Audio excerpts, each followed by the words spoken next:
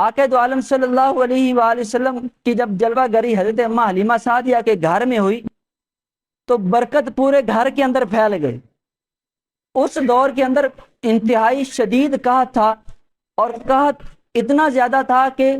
اس علاقے میں جتنے بھی جانور موجود تھے کسی کے تھنوں کے اندر دودھ موجود نہیں تھا، یہاں تک کہ لوگوں کے جو جانور ہیں ان کے تھنوں کے اندر ایک قطرہ دودھ بھی نہیں تھا۔ جب حضور کی جلوہ گری حضرت اماں حلیمہ سعدیہ کے گھر میں ہوئی، حضرت اماں حلیمہ سعدیہ فرماتی ہیں لوگوں کے جانوروں کے تھنوں کے اندر دودھ کا ایک قطرہ بھی نہیں، لیکن حضور کی جب جلوہ گری میرے گھر میں ہوئی تو میرے گھر میں جتنے جانور موجود تھے سب کے تھن دودھ سے بھرے ہوئے تھے۔ حضرت اماں حلیمہ سعدیہ خود فرماتی ہیں کہ یہ حضور کی برکت ہے کہ میرے گھر میں 7 بکریاں تھیں، وہ پہلے کم دودھ دیتی تھی، حضور کی برکت سے اتنا دودھ دینا شروع کر دیا کہ وہ ایک ٹائم کا دودھ 40 دنوں کے لیے بھی کافی ہو گیا۔ اور حضرت اماں حلیمہ سعدیہ فرماتی ہیں کہ حضور جب میرے گھر میں آئے تو میرے گھر میں 7 بکریاں تھیں،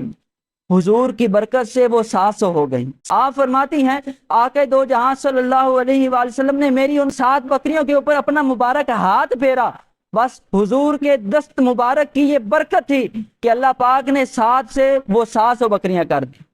اب پورے علاقے کے اندر حضرت اماں حلیمہ سعدیہ رضی اللہ تعالی عنہ کی یہ برکت جو ہے وہ مشہور ہوگی کہ لوگوں کے پاس پینے کے لیے دودھ نہیں ہے، اور یہاں پر اتنا دودھ کہ ایک وقت کا دودھ 40 دنوں کے لیے بھی کافی ہے۔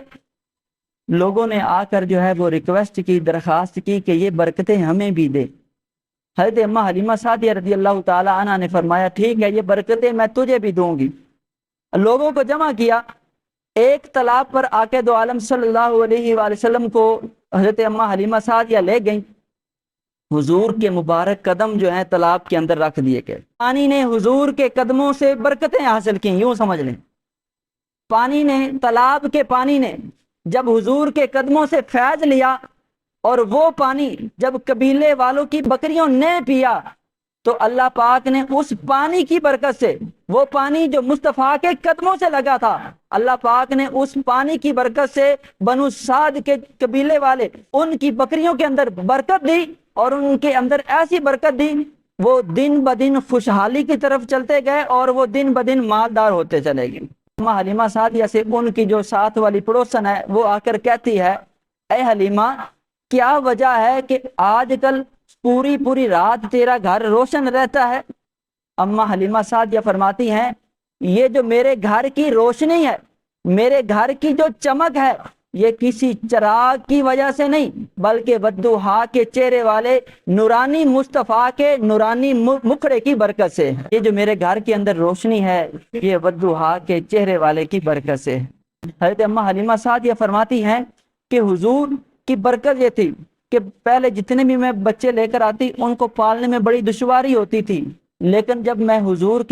کو پرورش میں لے کر آئی تو مجھے کوئی دشواری محسوس نہیں ہوئی۔ دوسرے بچے کپڑوں کے اندر پیشاب کر دیتے ہیں، لیکن آقا دو جہاں صلی اللہ علیہ وآلہ وسلم نے کبھی کپڑوں کے اندر پیشاب نہیں کیا۔ آقا دو عالم صلی اللہ علیہ وآلہ وسلم کے جھولے کو جھلانے کے لیے فرشتے آیا کرتے ہیں۔ آقا دو عالم صلی اللہ علیہ وآلہ وسلم جب جھولے کے اندر ہوتے ہیں، اماں حلیمہ سعدیہ فرماتی ہیں کہ جب آپ اس طرف ہوتے ہیں تو انگلی کا اشارہ اس طرف ہوتا ہے، چاند بھی اس طرف جھک جاتا ہے۔ جب حضور اس طرف ہوتے ہیں تو انگلی کا اشارہ اس طرف ہوتا ہے، آسمان کا چاند بھی اس طرف جھک جاتا ہے۔ یہ اماں حلیمہ سعدیہ رضی اللہ تعالی عنہا نے حضور کا جو بچپن اپنی آنکھوں سے دیکھا۔ خیر جب یہ وقت مکمل